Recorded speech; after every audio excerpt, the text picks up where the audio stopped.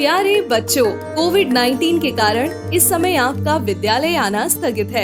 ऐसे में आपकी पढ़ाई निरंतर जारी रहे, इसीलिए हम लेकर आए हैं डिजी साथ कार्यक्रम। इसके माध्यम से आप प्रत्येक दिन सोमवार से शुक्रवार तक पूर्वाह्न 10 से 12 तथा अपराह्न 1 से 2 बजे तक अपनी अपनी कक्षाओं के अनुरूप कार्यक्रम देख सकेंगे। अब पढ़ाई नहीं रुकेगी। स्कूली शिक्षा एवं साक्षरता विभाग झारखंड।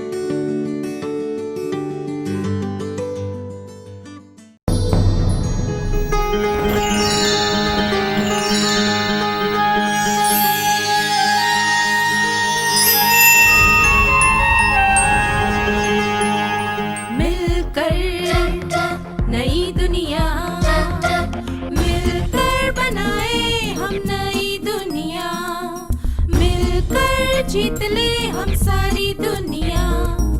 लीजिए हमें आज बोने दो, रोज उसे थोड़ा बढ़ने दो। छू लेंगे आकाश हम, मन के विचार हकीकत बने। सिद्धि फल से आनंद देंगे, कोशिश कर बढ़े, सोच बुलंद करे।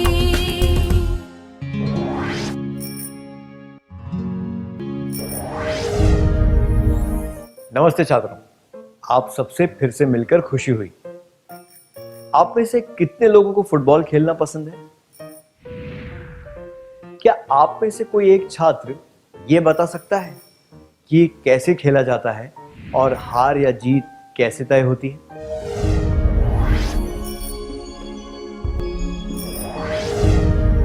धन्यवाद। फुटबॉल के खेल में गोल करना आसान होता है क्या? बिल्कुल भी नहीं।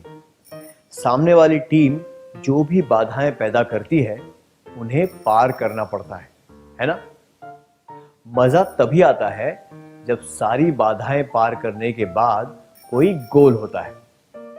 अगर कोई गोल बिना किसी चुनौती के या बिना किसी के रोके हो जाए तो उसमें कोई मजा नहीं आता। हमारा जीवन भी फुटबॉल के खेल की तरह है। गोल करने के रास्ते में कई बाधाएं आती हैं।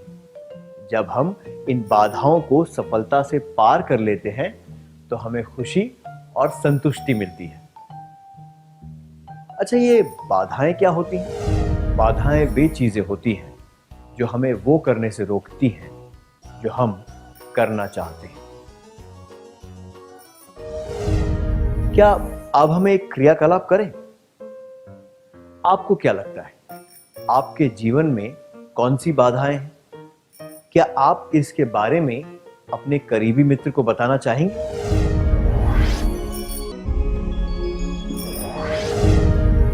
जब हम नजदीक से देखते हैं तो हमें पता चलता है कि जीवन में आने वाली बाधाएं हमेशा बढ़ती रहती हैं। कुछ बाधाएं अस्थायी या अल्पकालिक होती हैं और इनकी वजह से हमारे विकास में ज्यादा फर्क नहीं पड़ता, पर कुछ बाधाएं हमारी प्रगति के लिए बहुत हानिकारक होती हैं। हम इन बाधाओं को पार करने पर ध्यान देंगे। हमारी राह में आने वाली कुछ बाधाएं हमारे नियंत्रण में होती हैं। उदाहरण के लिए, अगर किसी को लगता है कि खराब लिखावट की वजह से वो अच्छा प्रदर्शन नहीं कर पा रहा है, तो ज्यादा परेशानी उठाए बिना वो उसे सुधार सकता है। जो बाधाएं हमारे अंदर से, यानी कि हमारे विचारों या हमारी आदतों की वजह से आती हैं और जिन पर हम नियंत्रण कर सकते हैं, वे आंतरिक बाधाएं होती हैं। आंतरिक बाधाएं वे होती हैं जो हमारे विचारों या आदतों से आती हैं और हमारे नियंत्रण में होती हैं। अब एक और क्रियाकलाप करेंगे। अब आपको स्क्रीन पर बाधाओं की एक सूची दिखाई जाएगी। इस सूची से आपको आंतरिक बाधाओं को पहचानना है। आप तैयार हैं?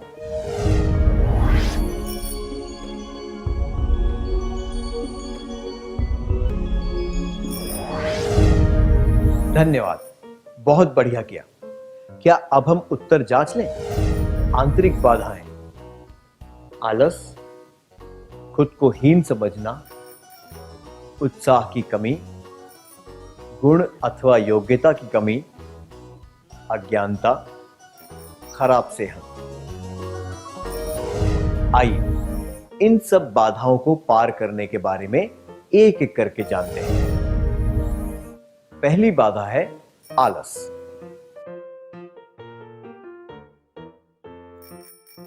मदन रोज शाम को 5 से 7 बजे तक अपने दोस्तों के साथ गप्पे लड़ाता है और रात को 9 बजे सो जाता है।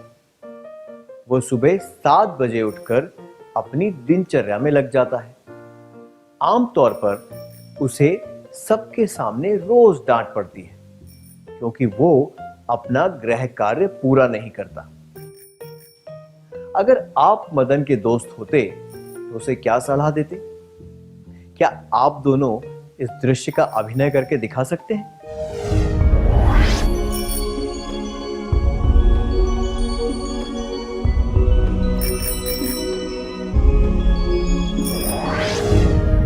धन्यवाद, आपने अच्छा अभिनय किया। मदन के आलस की वजह से उसे डांट पड़ती है। अगर वो बातें करने और सोने में कम समय बिताए और पढ़ाई व गृह कार्य पर ज्यादा ध्यान दे तो उसे रोज डांट नहीं पड़ेगी।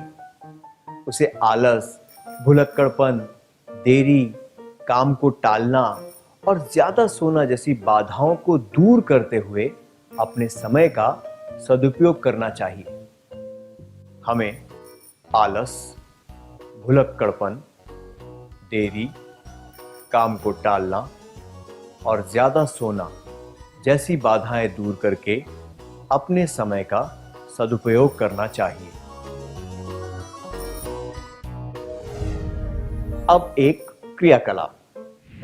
क्या आपको लगता है कि आलस, भुलक्कड़पन, काम को टालना जैसी आंतरिक बाधाएं आपकी प्रगति को रोक रही हैं?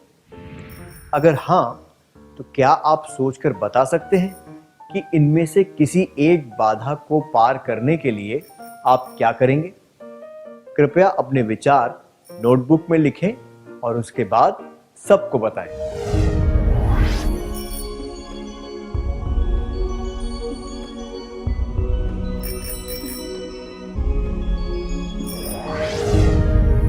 अपनी व्यक्तिगत योजना बताने के लिए धन्यवाद। आइए अब अगली बाधा के बारे में बात करते हैं, खुद को हीन समझना। अरुण को लगता है कि उसका कद बहुत छोटा है, इसलिए वो जीवन में कुछ हासिल नहीं कर पाएगा। इसके बारे में क्या कहा जा सकता है? उसने खुद को अच्छी तरह आंका है। उसने खुद की योग्यताओं का गलत अनुमान लगाया है। वो बहुत ही विनयशील है।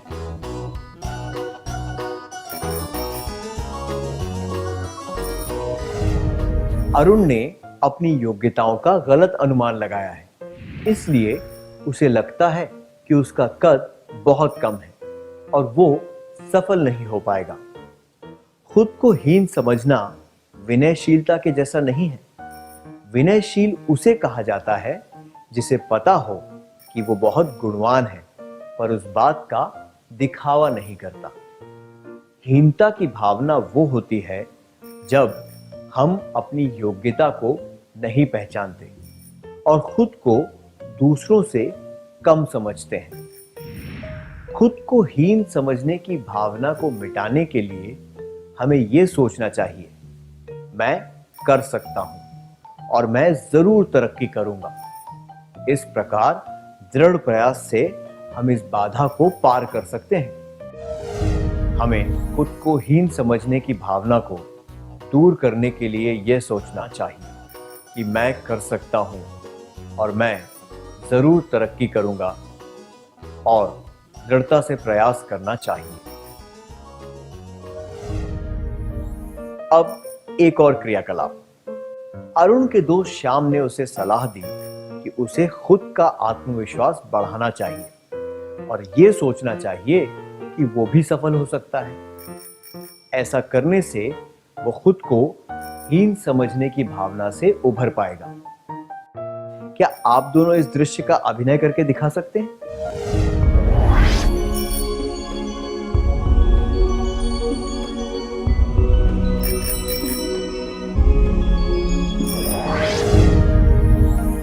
आपको कभी ऐसा लगा है कि आप कोई काम नहीं कर सकते या किसी परिस्थिति को नहीं संभाल सकते?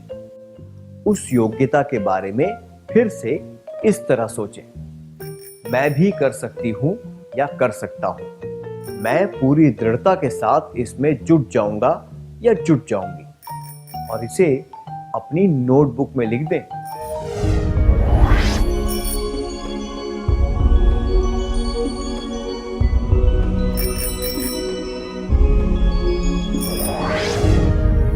मैं आशा करता हूं कि आप अपने प्रयास में सफल होंगे।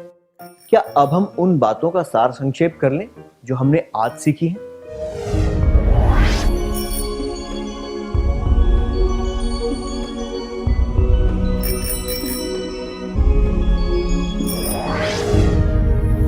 बाधाएं वे चीजें होती हैं जो हमें वो करने से रोकती हैं जो हम करना चाहते हैं। आंतरिक बाधाएं वे होती हैं जो हमारे विचारों या आदतों से आती हैं और हमारे नियंत्रण में होती हैं। आलस, खुद को हीन समझना, उत्साह की कमी, गुण अथवा योग्यता की कमी, अज्ञानता, खराब सेहत कुछ आंतरिक बाधाएं हैं। आलस और खुद को हीन समझना जैसी आंतरिक बाधाओं को हम दृढ़ निश्चय और समय के सदुपयोग से पार कर सकते हैं। अच्छी तरह सार संक्षेप करने के लिए धन्यवाद।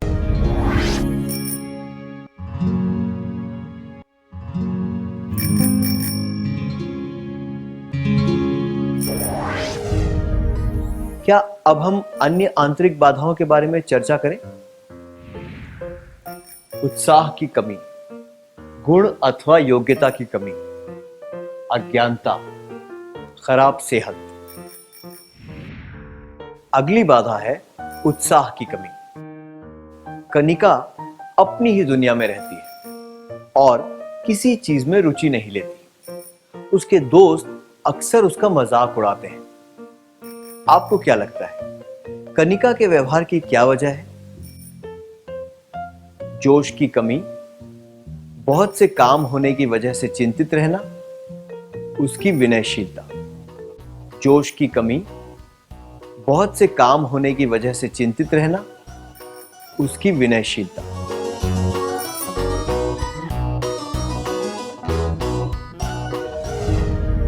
ऐसे कई लोग हैं जो बहुत से काम एक साथ करते हैं, फिर भी उन्हें दुनिया में बहुत रुचि होती है। दूसरों से बात न करना और आसपास की चीजों पर ध्यान न देना विनयशीलता नहीं होती। कनिका अज्ञानता में रहती है और आसपास की चीजों में रुचि नहीं लेती। इससे पता चलता है कि उसमें कोई उत्साह नहीं है। अगर कोई व्यक्ति ये सोचे कि मैं ये ज्ञान प्राप्त करके क्या करूंगा या क्या करूंगी, तो उसे ना कोई ज्ञान प्राप्त होगा, ना ही उसे किसी काम में रुचि होगी। इसके बजाय हमें यह सोचना चाहिए कि चीजों में रुचि लेने का क्या फायदा हो सकता है। अपनी दुनिया के बारे में और जानने से हम उत्साह की कमी वाली बाधा को पार कर सकते हैं। हमें कम से कम उन क्षेत्रों में रुचि लेनी चाहिए जो सीधे हमसे संबंधित हैं, ताकि हम उत्साह की कमी वाली बाधा को दूर कर सकें। कविता को गणित में रुचि नहीं है। उसे गणित अपनी सफलता की राह में एक बड़ी बाधा की तरह लगता है। उसकी सहेली महिमा उसे गणित के महत्व के बारे में बताती है और उसमें उत्साह जगाने की कोशिश करती है। क्या आप दोनों इस दृश्य का अभिनय करके दिखा सकते हैं?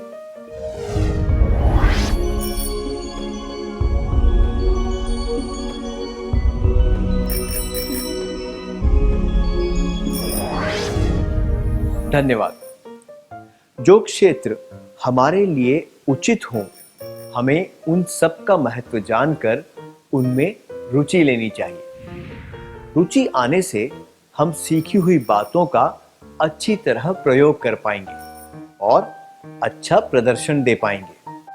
अगर हमारा प्रदर्शन अच्छा होगा तो हमारी प्रतिष्ठा बढ़ेगी और लोग हम पर ज्यादा विश्वास करेंगे। अपने मनपसंद क्षेत्र में रुचि बढ़ाने के लिए आपको हमारी शुभकामनाएं।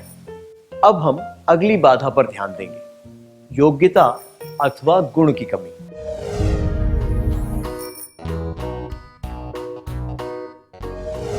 काशी कहानी और कविताएं अच्छी तरह लिख सकता है, पर ज्यादा लोगों के सामने बोलना उसे अटपटा लगता है और वो अच्छी तरह भाषण नहीं दे पाता।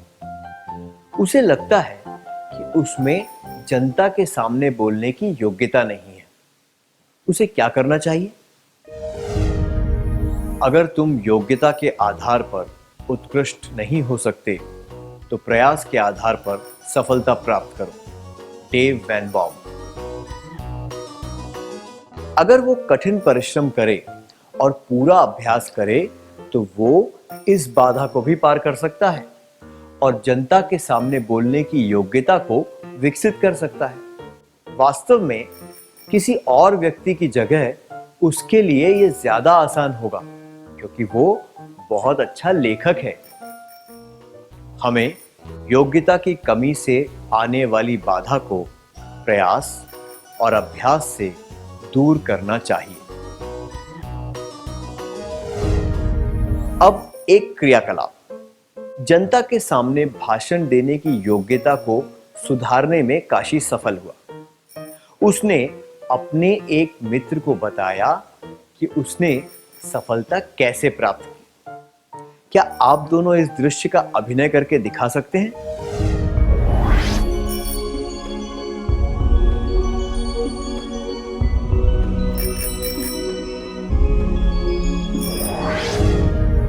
बहुत अच्छा प्रयास था, धन्यवाद।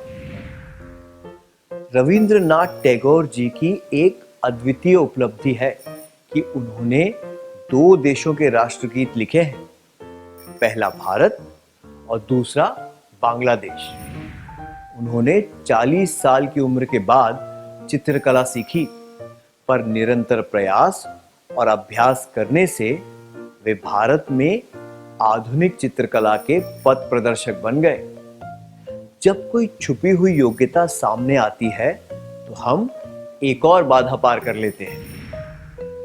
क्या आपने कभी चित्रकला, रस्सी कूदना, गायन, सुलेखन या ऐसी किसी योग्यता में प्रगति की है जिसके बारे में आपने शुरुआत में सोचा था कि आप ये नहीं कर पाएंगे? क्या आप इसके बारे में सबको बताना चाहेंगे?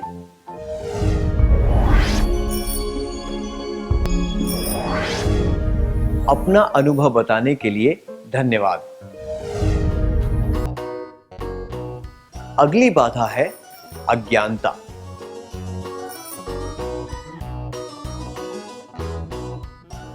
सुमित्रा 12वीं कक्षा में पढ़ती है और उसे कंप्यूटर पर काम करना नहीं आता। उसे डर है कि वो पीछे रह जाएगी और उसके दोस्त उसका मजाक उड़ाएंगे। आपको क्या लगता है, सुमित्रा को क्या करना चाहिए? 1. दोस्त उसका मजाक ना उड़ाएं, इसलिए उसे ऐसे दोस्तों से नहीं मिलना चाहिए जिन्हें कंप्यूटर चलाना आता है। 2. खुद पर तरस खाना छोड़ देना चाहिए। 3. कंप्यूटर चलाना सीखना चाहिए। खुद पर तरस ना खाना या दोस्त से दूर रहना किसी समस्या का हल नहीं है। इससे कंप्यूटर के बारे में उसकी अज्ञानता दूर नहीं होगी। अगर वो कंप्यूटर चलाना सीख लेगी तो उसे बहुत फायदा होगा। हम ध्यान से इस बारे में सोचें तो पहले उसे किसी भी बात के बारे में ज्ञान नहीं था। स्कूल जाकर उसने पढ़ना, लिखना इत्यादि सीखा। उसे यह सोचना चाहिए कि हर चीज की शुरुआत कभी न कभी करनी पड़ती है और उससे संबंधित पहली बाधा भी पार करनी पड़ती है। ज्ञान और अज्ञानता के बीच केवल एक लकीर की दूरी होती है। जिस तरह कबड्डी में एक खिलाड़ी को बीच वाली रेखा पार करके सुरक्षित स्थान तक पहुंचना होता है, उसी तरह जब हम एक बाधा पार करते हैं तब अज्ञानता से ज्ञान की ओर बढ़ जाते हैं। पूरी जागरूकता के साथ कुछ सीखने से हम अज्ञानता की बाधा पार कर सकते हैं। हमें अज्ञानता की बाधा को पार करने के लिए कुछ सीखना चाहिए। जब आपने पहली बार कुछ नया सीखा, जैसे कि कोई शब्द, कहानी या कोई रोचक जानकारी, तब आपको कैसा लगा? आपने अज्ञानता की बाधा कैसे पार की? क्या आप इसके बारे में सबको बताना चाहेंगे?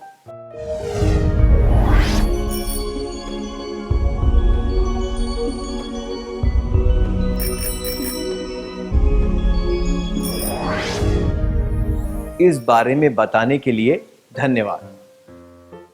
आइए अगली बाधा के बारे में बात करते हैं, खराब सेहत।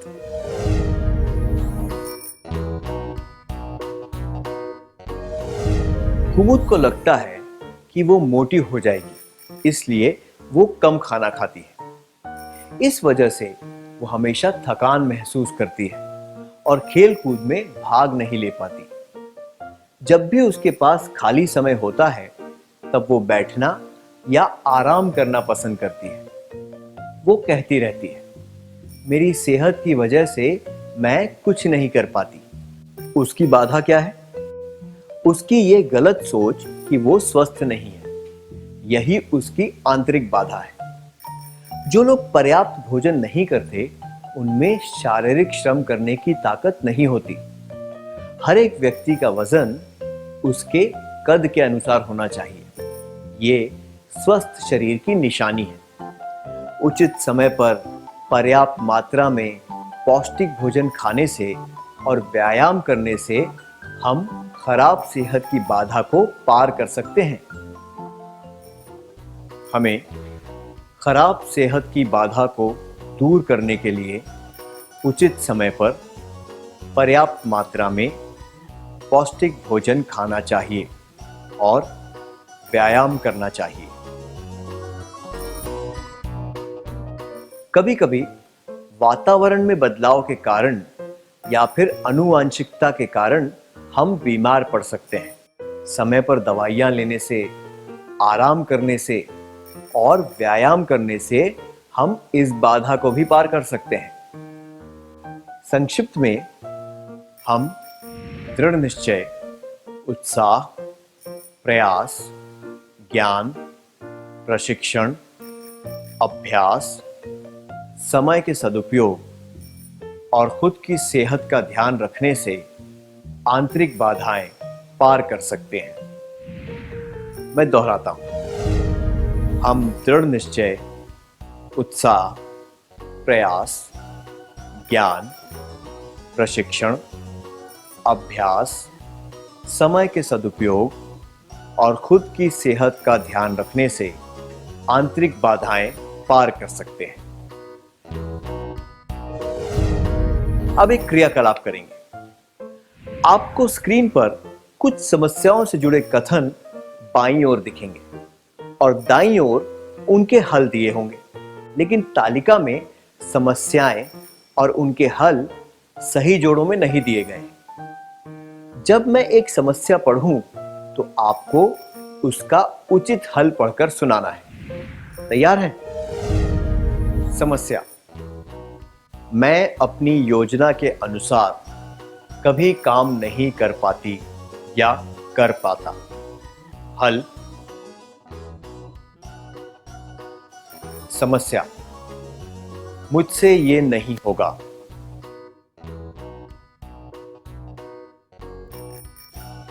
समस्या: ये सीखने का क्या फायदा?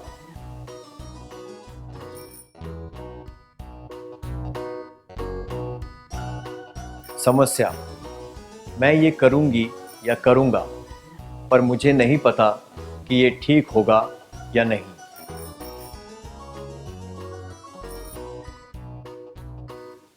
समस्या, मुझे ये नहीं आता।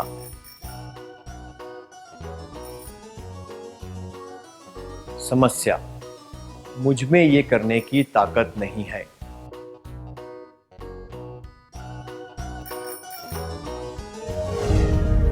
आइए अब उत्तर जांच लेते हैं। समस्या, मैं अपनी योजना के अनुसार कभी काम नहीं कर पाती या कर पाता। हल, समय का सदुपयोग। समस्या, मुझसे ये नहीं होगा। हल, दृढ़ निश्चय। समस्या, ये सीखने का क्या फायदा? हल, रुचि पैदा करना।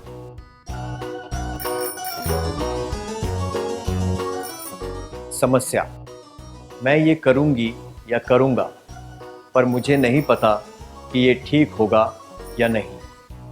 हल, प्रयास और अभ्यास। समस्या, मुझे ये नहीं आता। हल, सीखना। समस्या, मुझ में ये करने की ताकत नहीं है। हल, अच्छी तरह सेहत का ध्यान रखना। अब तक हमने सीखा कि बाधाएं क्या होती हैं, आंतरिक बाधाएं कौन सी हैं और उन्हें पार कैसे किया जा सकता है। अगर हम ध्यान से देखें तो हम इनमें कुछ चरण देख सकते हैं। आइए एक परिस्थिति के द्वारा इसके बारे में और जानते हैं। कुमार का वजन थोड़ा ज्यादा है और उसे लगता है कि वो अपनी उम्र के अन्य विद्यार्थियों की तरह नहीं खेल सकता। दूसरों को खेलता हुआ देख वो अकेला महसूस करता है।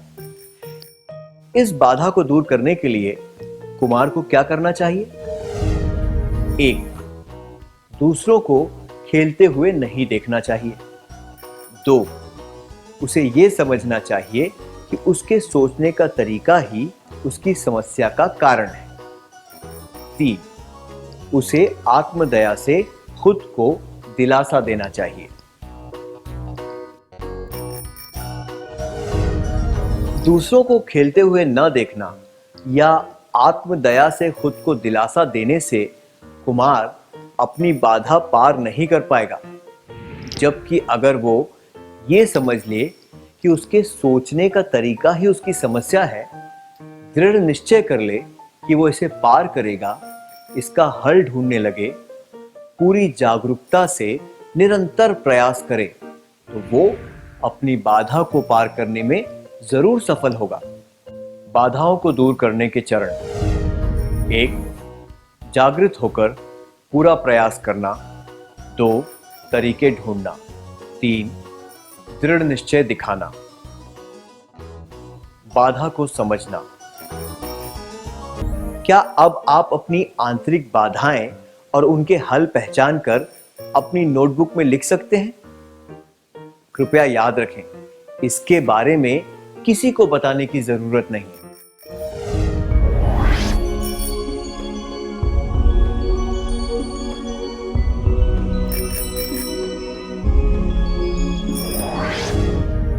क्या आपने अपनी नोटबुक में लिख लिया?